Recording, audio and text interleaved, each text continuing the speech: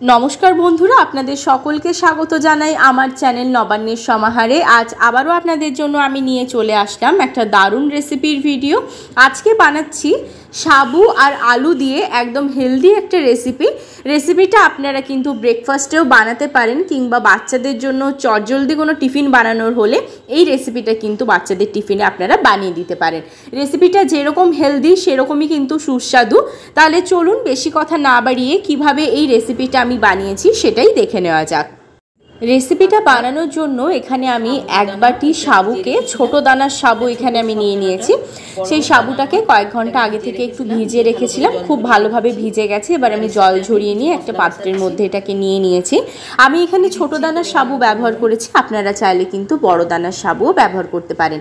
এবার এক এক করে এর মধ্যে সমস্ত উপকরণ মিশিয়ে নিচ্ছি। প্রথমেই দিয়ে দিয়েছি স্বাদ মতো নুন, তারপরে দিয়ে দিয়েছি একদম অল্প পরিমাণ হলুদ গুঁড়ো, দিয়ে দিয়েছি এখানে আমি ধনে গুঁড়ো আর জিরে গুঁড়ো।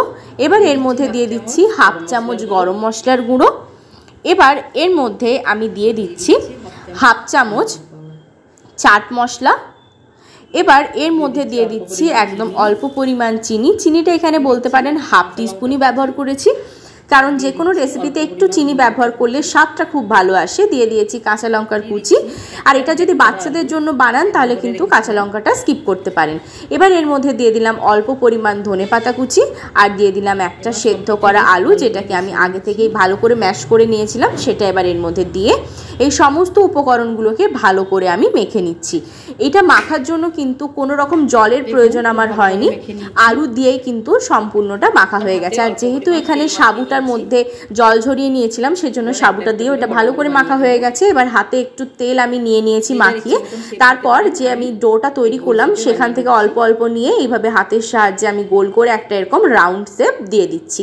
আমি এখানে রাউন্ড করেছি, আপনারা চাইলে কিন্তু যে কোনো শেপ করতে পারেন। এই একই রকমভাবে প্রত্যেকটা আমি তৈরি করে নিচ্ছি। প্রত্যেকটা তৈরি করে নিয়ে চলে এসেছি।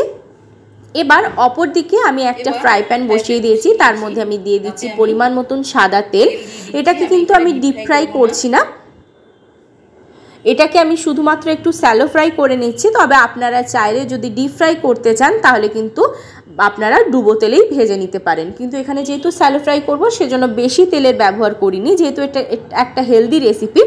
এবার এক এক করে যেগুলো বানিয়ে রেখেছিলাম সেই সমস্তগুলো আমি এই তেলের মধ্যে দিয়ে দিচ্ছি, দিয়ে ভালো করে লাল লাল করে এপাশ ওপাশ দুপাশই ভেজে নিচ্ছি।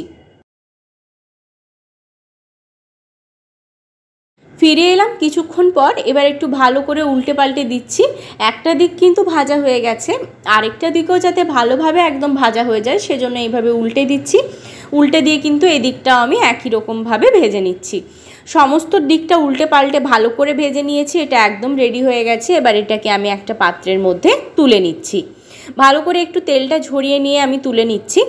এবার এই একই তেলের মধ্যে আবারও যেগুলো বাকিগুলো ছিল সেগুলোকে দিয়ে একই রকমভাবে কিন্তু দুদিকটা লাল লাল করে একদম ভেজে নিচ্ছি।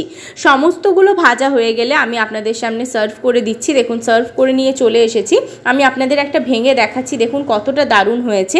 রেসিপিটা যদি আপনাদের ভালো লেগে থাকে তাহলে অবশ্যই লাইক শেয়ার কমেন্ট আর সাবস্ক্রাইব করতে ভুলবেন না। সাবস্ক্রাইব করার পর পাশে থাকা বেল বাটনের অল অবশ্যই প্রেস করে দেবেন, যাতে আমার চ্যানেলে যে কোনো নতুন রেসিপি আসছে তার নোটিফিকেশান আপনারা আগে পেয়ে যান। আবার দেখা হচ্ছে নতুন একটা রেসিপির সাথে।